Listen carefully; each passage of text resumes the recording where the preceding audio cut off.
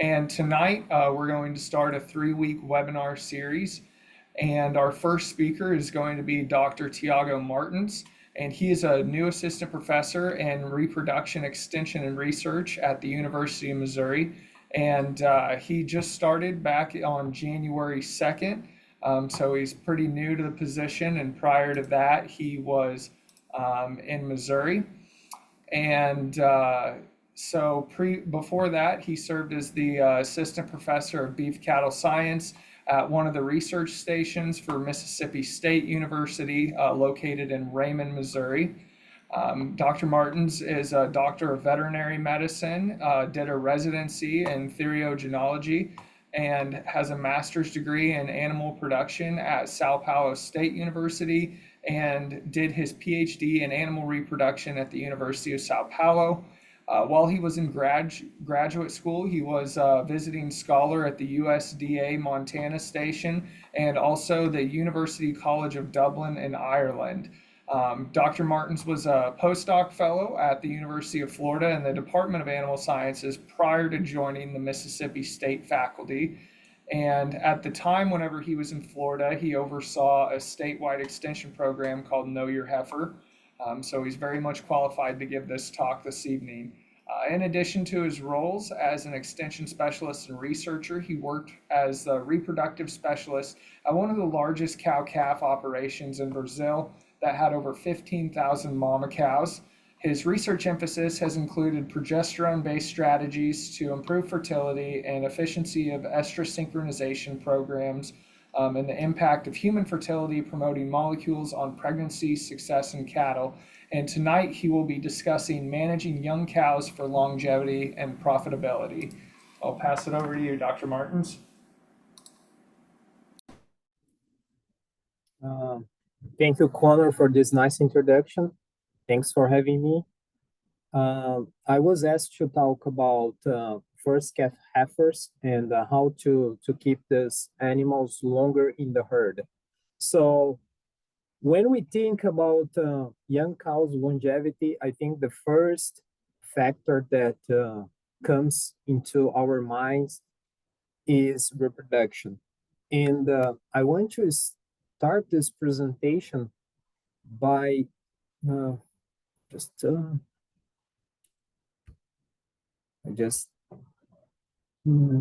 just having some technical issues here to pass the slides. Let me see here. Second.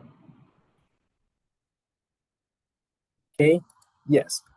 So just to start this presentation, I want to show this table where they simulated the impact of reproductive failures on time to pay off the investment in retainment replacement heifers. So for this simulation, they considered lifetime productivity of a cow of 11 years, and they simulated the payback period when the heifers did not miss any calf or miss one calf or miss two calves. So what they saw, and they considered conditions from Tennessee for this simulation. So what they saw was that the payback period for replacement heifers that did not miss any calf was 6 calves. And if you consider that a heifer, the replacement heifers leave a calf every year, that would give you 6 years to pay back.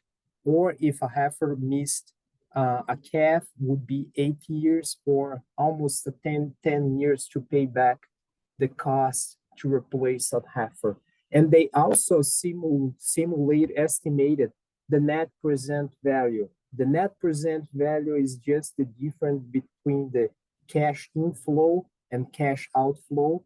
And as you can see here, just by missing one calf and retaining this heifer, the net present value of the replacement heifer dropped 70%. And when a heifer missed 2 calves, the net present value dropped 142%. So a pretty drastic effect on profitability by just accounting just reproductive failures.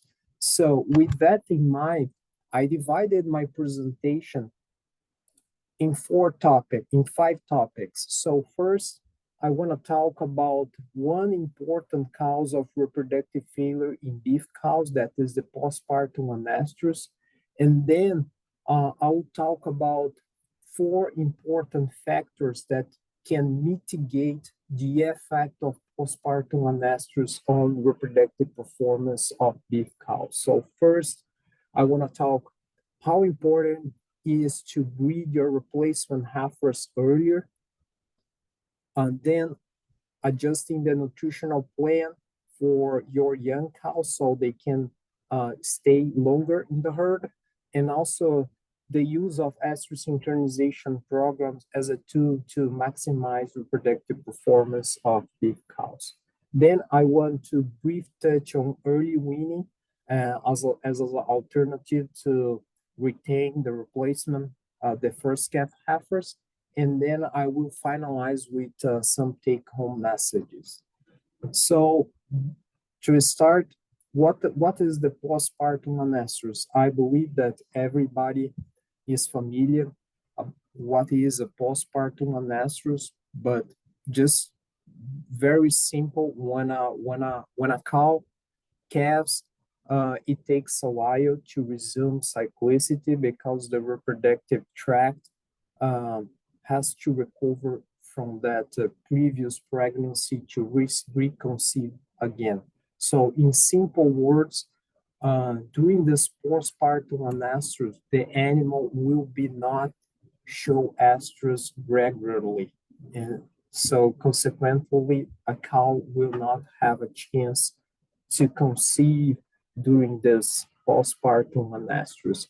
And the postpartum anestrus is directly implicated on this main objective in a cow-calf operation, that is to obtain one calf per cow per year. So if you consider that the average pregnancy length in a cow is 283 days, and that the time to resume cyclicity is on average 45 days, this gives just 37 days to breed their cow to, to give one calf per cow per year. That is a pretty tough uh, task.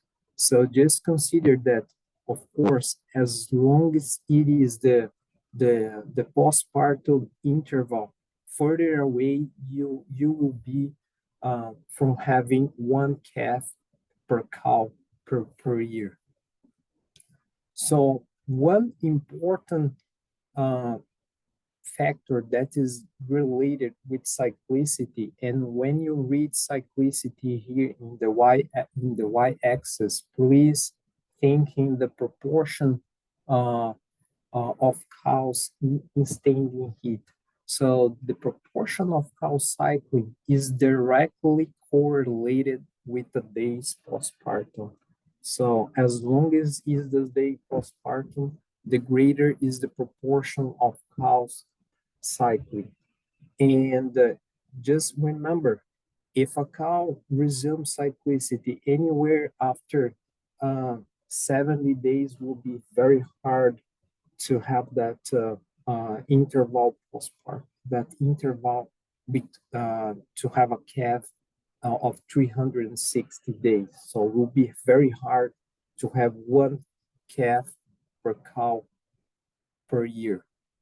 So ideally, you should have your cows resuming cyclicity anywhere between 30 and 60 days to have a chance to have one calf per cow per year. But just consider this, that this is on average. When I was in Florida doing my postdoc, I used to work with the beef cows from the research station, and in one of the research station, I know that it's not a great number here, but in one of the research station, I evaluate the cyclicity of cows at the beginning of the breeding season. So as you can see here, the cows were approximately 70 days postpartum, and the body condition score was fine, was okay, was around 5. So as you can see here, for the mature cows, about 60, almost 60% of the cows were cycled.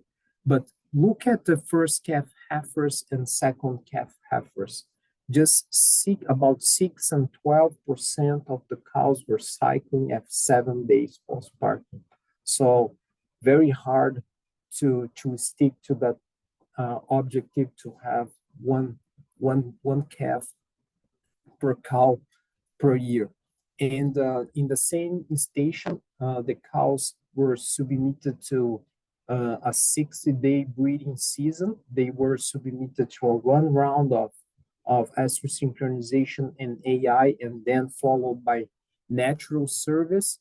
And then, as you can see here, the pregnancy per AI of first calf heifers uh, was lower when compared with old cows, and the final proportion of pregnancy was also numerically lower when compared with old and more older and more mature cows. And the point that I want to make here is this suboptimal reproductive performance was directly related with the postpartum anestrus. As you remember, I showed in the previous slide that the majority of the first calf heifers were still in anestrus at the beginning of the breeding season. And to better understand the impact of the postpartum anestrus on the reproductive performance of cows, I want to give you another definition of pregnancy rate. So simply speaking, when you go and check cows, the pregnancy rate is defined as the proportion of cows pregnant out of total.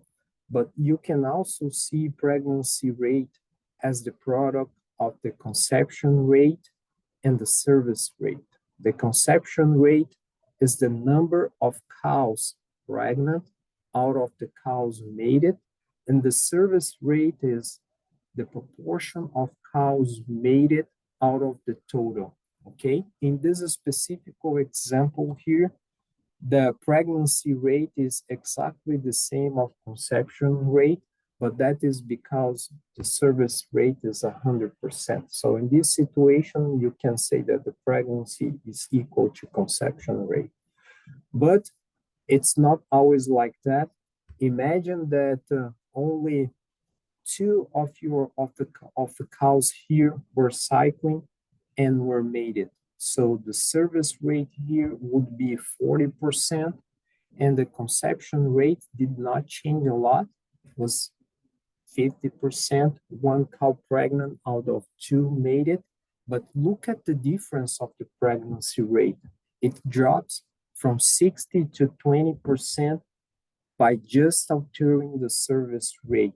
So that is my point. That is how impactful is the prolonged postpartum anestrus on the reproductive performance of beef cattle. And just to highlight and make this point even stronger, I prepared this table here where I put the pregnancy rate and then the service and conception rate.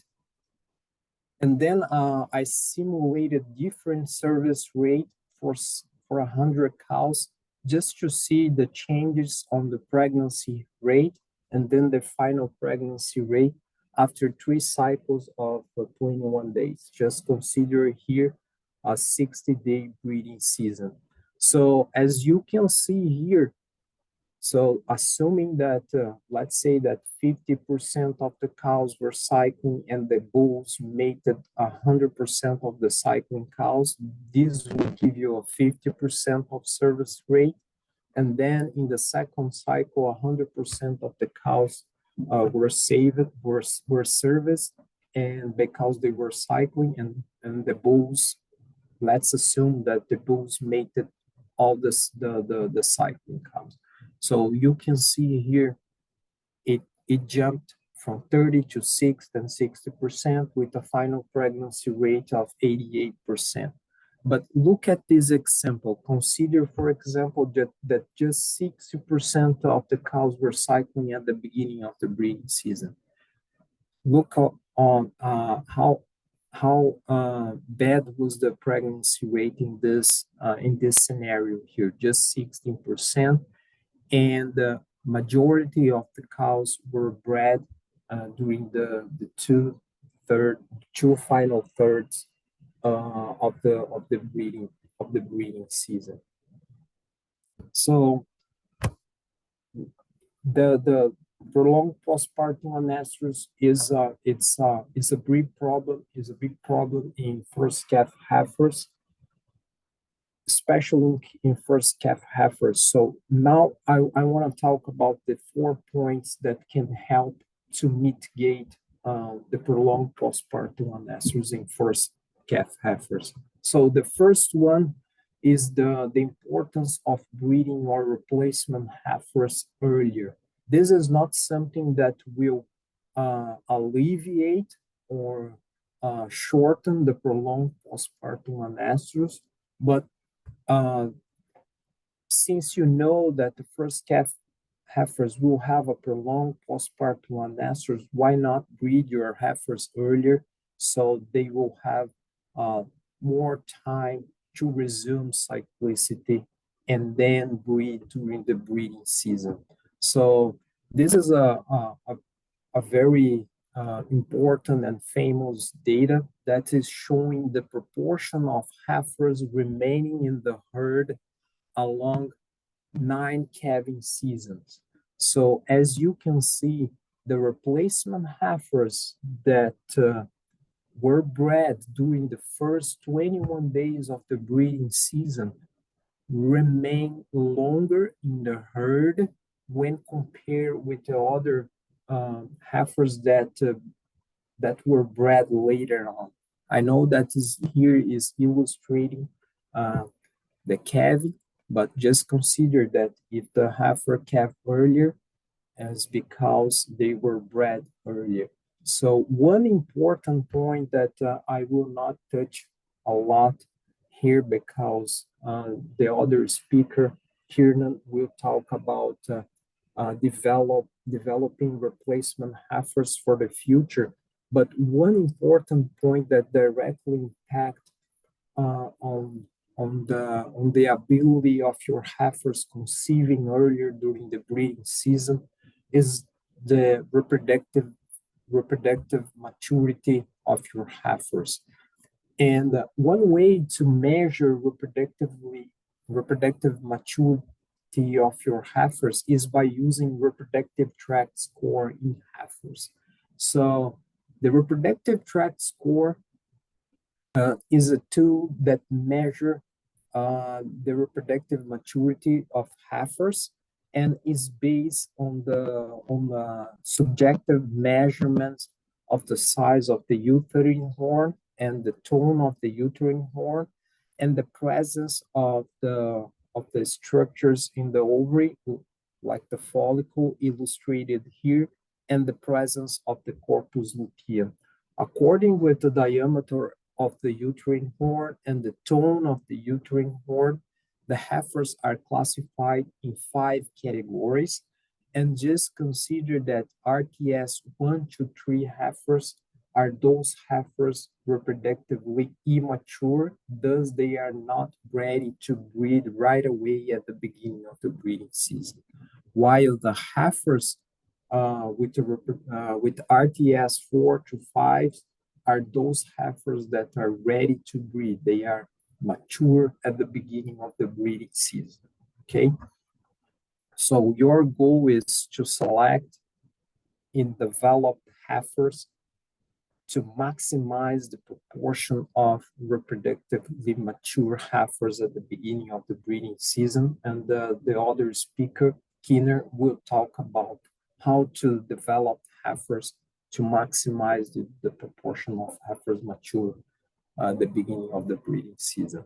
And as you can see here in this graph, uh, heifers, when exposed to an estrus synchronization program followed by natural service, those heifers classify as with RTS 4 and 5 conceived at the greater proportion when compared with those with RTS smaller than 3, as you can see here illustrated. It dropped dramatically the probability of no pregnant cows here. And at the end, you can also note some difference on the proportion of non-pregnant cows at the end of the 80-day breeding season. So just illustrating that mature heifers become pregnant earlier and conceive at a greater proportion throughout the breeding season. I illustrated in that graph, and that when you expose the heifers to an estrus synchronization program, you will have a greater proportion of heifers conceiving right at the beginning of the breeding season. And I highly recommend to visit the Beef Reproduction Task Force website, where you will find the protocols available for beef heifers. And I know that this slide is a little bit busy here, but basically you have the protocols, this heat detection plus time AI strategy, where you synchronize the heifers, and then you first breed your heifers based on estrus, and then you have the kind of similar protocols, but instead of inseminate the heifers based on heat, you just inseminate them once using fixed time AI.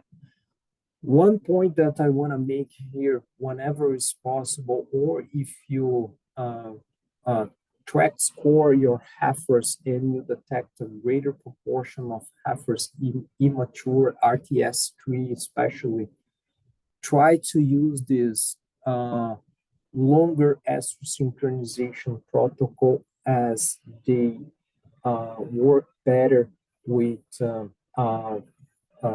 prepubertal or reproductively immature heifers. Just an example here, this is a compilation of data comparing 3 estrus synchronization program, one short-term estrus synchronization program, and 2 long-term estrus synchronization program, and the pregnancy per AI for immature and mature heifers, reproductively speaking. So as you can see, there is always a difference between prepubertal and pubertal heifers, but look at the long-term estrus synchronization program. This program here is specifically resulted in a greater pregnancy per AI for prepubertal heifers when compared with the other 2 protocols. I know that this is a long-term protocol as well, but it for some reason it didn't work as well, as good as the 14-day CIDR PG, probably because the variability of intake when you synchronize animals using MGA. But as you can see here, the point I want to make is that the long-term protocol works better with prepubertal heifers, resulting in an overall pregnancy per AI. Thus, consider use the long-term protocol when you are expecting or you track for your heifers, and a greater proportion of heifers is immature. And why the estrus synchronization program helps immature heifers? That is because when you prime your heifers with a progesterone, such as the CIDR induce puberty in immature heifers. As you can see here, the animals treated with the cedar came in estrus earlier and quicker when compared with the other two treatments here, just control or just injection of PGF. And of course, here, although cedar did not induce cyclicity in already cycling heifers, but it synchronized better the cycling animals.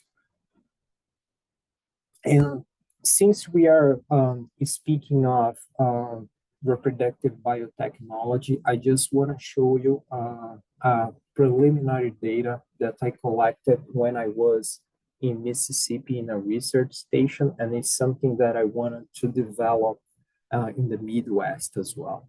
So when we talk about pregnancy diagnosis using ultrasound, we have the conventional B mode where you can accurately pregnancy check an animal anywhere between 28 and 30 days um, uh, after breeding, and is based on the presence of an embryo in the uterus. Okay, and there is a novel methodology to pregnancy check that is not based on the presence of embryo in the uterus, but is based on the functionality of the corpus luteum, that is a structure that maintains pregnancy. And by using the color Doppler model, you can detect the functionality of the corpus luteum and predict if animals pregnant or non-pregnant, as exemplified here when the CL is not functional. Of course, that this is still being developed, and there is a proportion of false positive. But when I was in Mississippi, I developed this breeding scheme for heifers because I was in a research station, and there were just heifers there. And I submitted the heifers to 3 rounds of estrus synchronization and uh, three rounds of artificial insemination. And I want to highlight here the intervals between the 3 inseminations. The interval between the inseminations was just 24 days. And what that means, it's very meaningful because 24 days is very close to the 21-day estrus cycle, right? So this strategy here was very close to what happened naturally. And the results that I had breeding 2 groups of heifers is here. So of course I had a proportion of false positive here, as I told you. This tool is under development yet. So about 10% of false positive. Then on the second AI, just around 6% to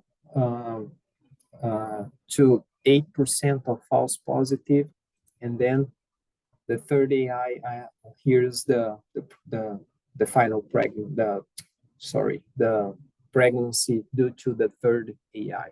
And overall, I had 83 and 75% of pregnancy after 3 AIs. Again, just using AI, no natural service at all. And in 24 days, I got almost 74 of heifers bred and 63% of heifers bred. So my idea here is to develop this program in the Midwest and compare the profitability of the system,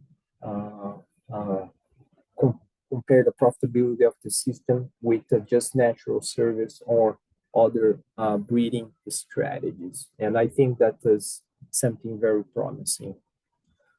The other point that I want to make here, and that is something that it can change the postpartum interval is very important, is the adjustment of the nutritional plan of your first calf heifers.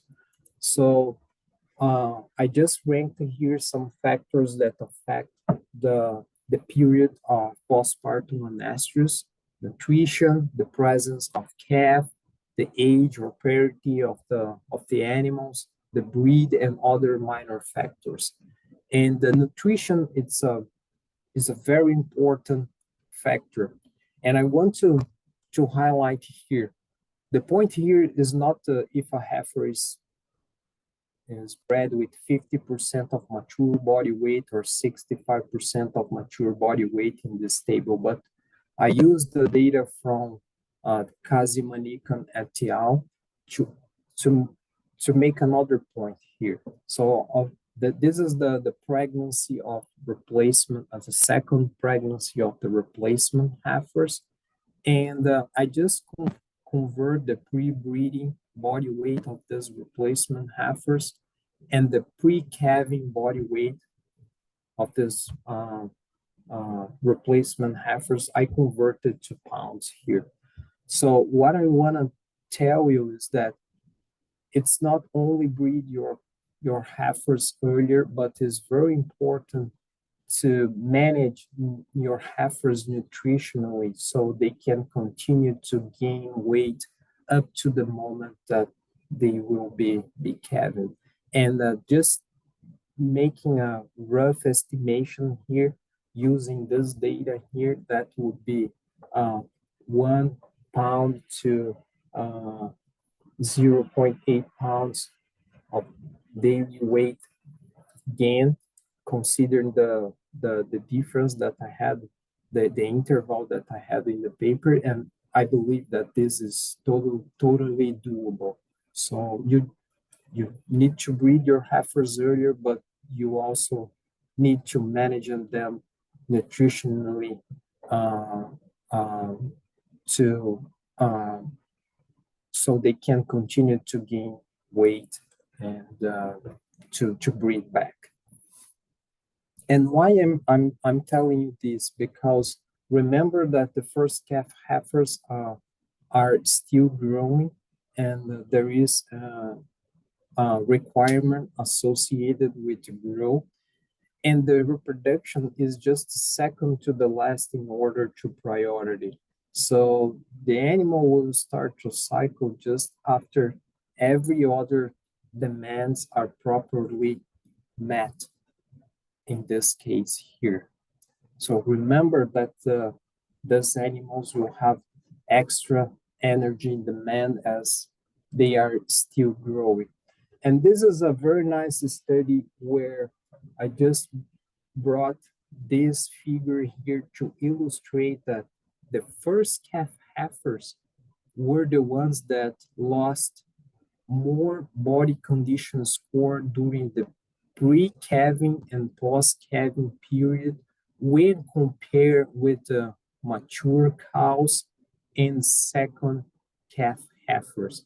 So what you want is to avoid this dramatically change on the body condition score of your first calf heifers. And why you want to do that? This is another set of data where the authors evaluated the body condition score of first calf heifers at calving, and then they split the animals in three categories: first calf heifers with high body condition, moderate body condition, and low body condition score. And they exposed these animals to one round of estrus synchronization and insemination.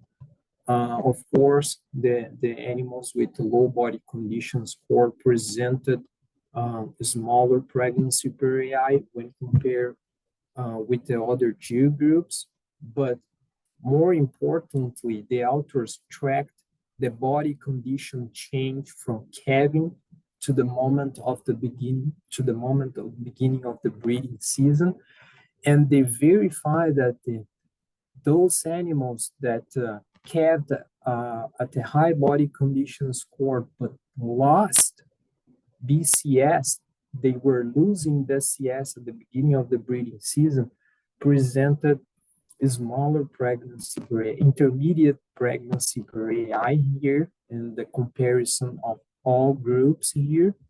And for those with the, that have the moderate body condition score but lost BCS, also presented a change or a decrease in the pregnancy per AI.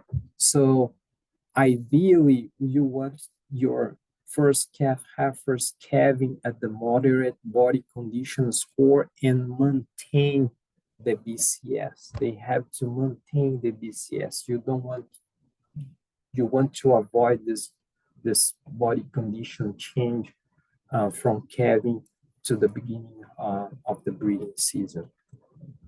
And similarly to that other piece of information that I showed you, in this paper they demonstrated that cows that had greater body condition score kept at a greater proportion and earlier when compared with those with BCS 4. And similarly, those managed at the high plane of nutrition kept at a greater proportion and earlier when compared with those managed under moderate plane of nutrition. So very important to manage nutritionally your heifers properly. I'm not a nutritionally myself, but I will make a little adventure here. So take what I'm going to say with a grain of salt.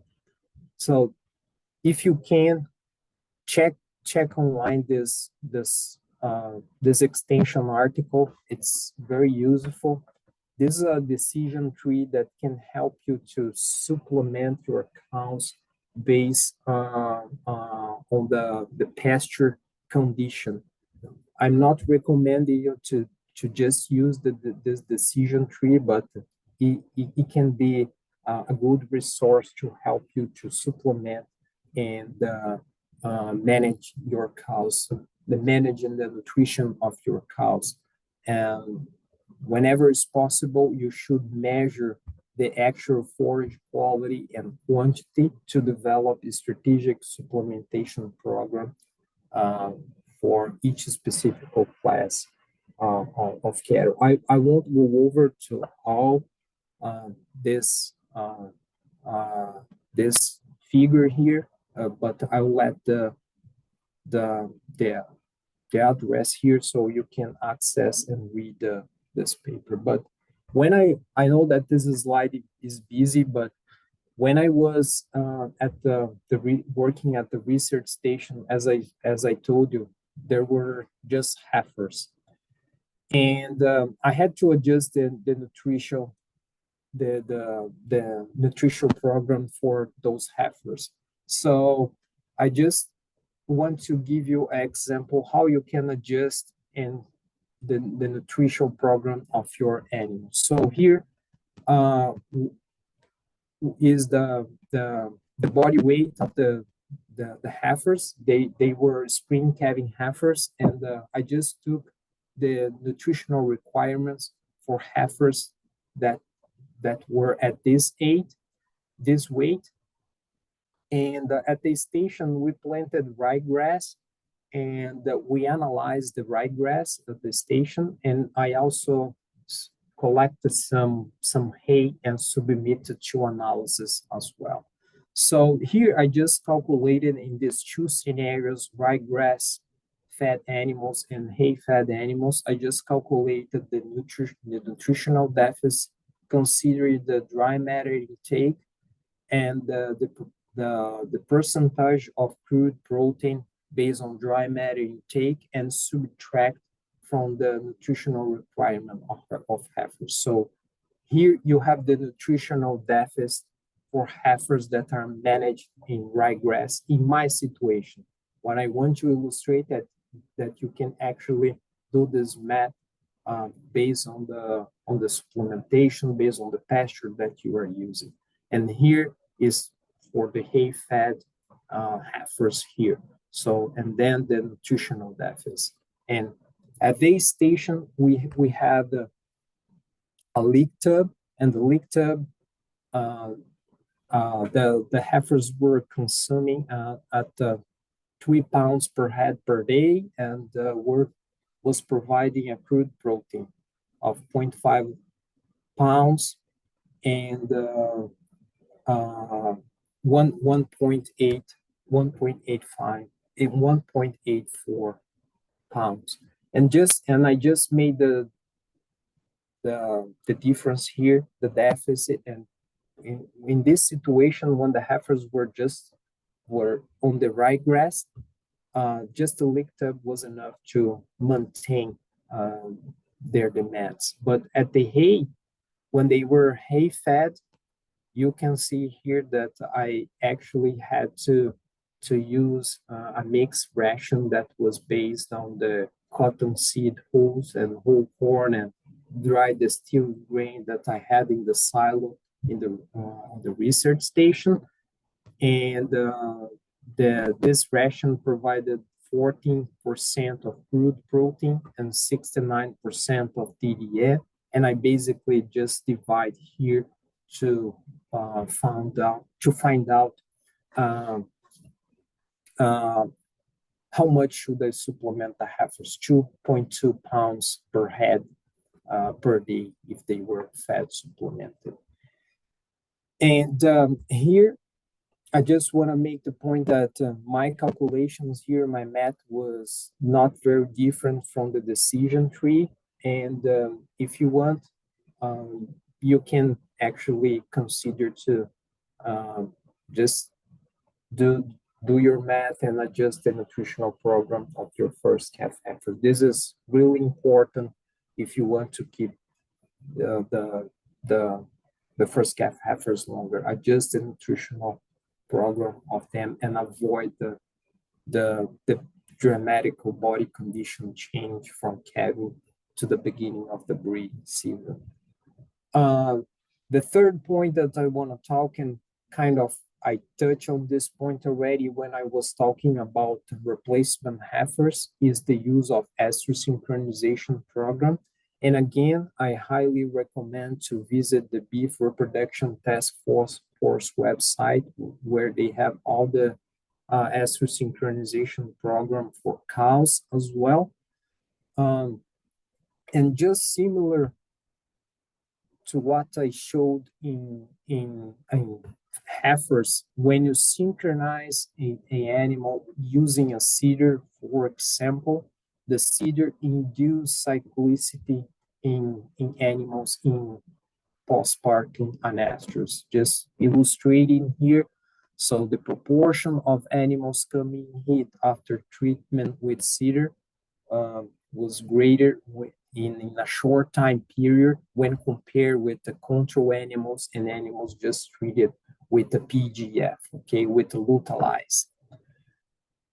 And essentially what the estrus synchronization does is to improve or make a proportion of your cows conceive right at the beginning of the breeding season. So as you can see here, just at this comparing these two reproductive management strategy, one based on estrus synchronization followed by natural service, the animals became pregnant earlier when compared with the just natural service. And at the end of a 9-day breeding season, there was even a small difference here between animals submitted to estrus synchronization and time AI.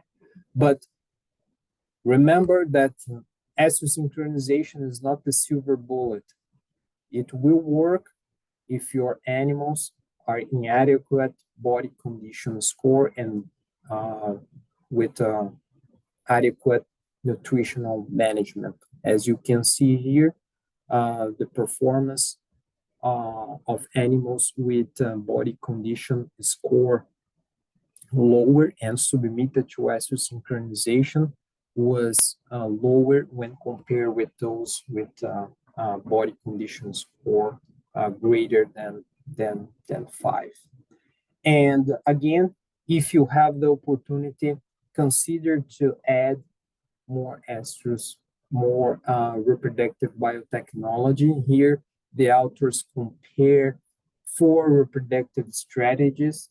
They basically compare natural service that is illustrated here by this slash dot line. Then just one round of time AI with natural service, this dotted line with X, and 2 rounds of ASU synchronization plus natural service. The only difference between these two was the moment that they synchronize the animal. As you can see, as you add reproductive technology, you increase the reproductive performance, make your cows conceive earlier and at a greater proportion as well. So whenever it's possible, use ester synchronization. And if you don't want to use artificial insemination, you can get the benefits of having your cows conceiving earlier by synchronizing and exposing your cows to both, okay? And finally, my last point here, there is a strategy that you can use to maximize or improve reproductive performance of first calf heifers, that is early weaning. I know that is costly and many times producers don't like to use early weaning. That's why I put here the points to consider. So you should consider use early weaning at the periods of low availability of forage and drought, and when your first calf heifers are very thin and the the cost to supplement will be not feasible. But just consider that as you practice early weaning, of course there will be an increase in feed cost, but the pregnancy rates in the following breeding season may offset the feeding cost. And just to illustrate here, this is the conception rates for first calf heifers submitted to normal weaning. They wean the calves at 7 months of age, or they wean the calves anywhere between 6 to 8 weeks of age. So you can see here the difference on the conception rates and the first calf heifers conceived earlier. In this specific example, there was no difference on the performance of the calf. That is generally a concern. And in this, I know that's again a busy table, but I will just focus on the important points here. So in this other study, the authors simulated the profitability of normal weaning, early weaning, and when they wean the calves and sow the calves right away. They simulated. So the early wean here, they simulate the profitability, but they actually perform the treatments. So for the performance of the progeny of the calves, again there was no difference when they conduct early wean, but of course there was a difference on the total revenue here, and was negative for early wean, and that was because of the increasing cost, as you can see here, with feed. Okay, but look at what happened with the pregnancy rate. So in this specific study, they didn't have a difference, statistical difference on the pregnancy rate of the first calf heifers when they did early weaning, was just 2%. But with just 2% of the difference, they already captured some surplus value here by just practicing early weaning. So just consider, for example, that in a situation of drought, if you don't do early weaning, the pregnancy rate of your first calf heifers would be 60 or 70%, for example. Would have paid off if you had considered to do early weaning, since you would have a greater proportion of pregnancy, and consequently on the following year you would have a greater revenue by the fact that your first calf heifers would be, you would have more cows pregnant. And so my take-home message is here, just remember that prolonged postpartum anasters is one important cause of reproductive failures of young cows or first calf heifers. It's really important to breed your heifers, your replacement heifers earlier, breed your replacement heifers earlier, so then they will have more time to resume cyclicity when they calve. And proper management of the nutrition of your young cows is fundamental for their longevity in the herd. And whenever it's possible, consider to use estrus synchronization program to improve reproductive performance of beef cows. And you can consider to use early weaning at extreme situation, for example, when you are under drought. I'd like to hear my email, and feel free to reach out anytime, and you can call me as well.